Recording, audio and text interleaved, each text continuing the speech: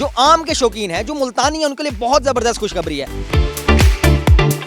अगर पाकिस्तान आज जीतता है तो हम 100 पेटी आम की मुल्तान के अवाम में तकसीम करेंगे।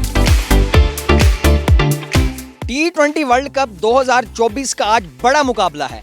पाकिस्तान और इंडिया आज आपस में टकराने जा रहे हैं। लेकिन आप हैरान होंगे कि मैं हाथ में आम क्यों उछाल रहा हूँ। वो इसलिए कि आज आपके लिए बड़ी ज़बरदस्त खुशखबरी है।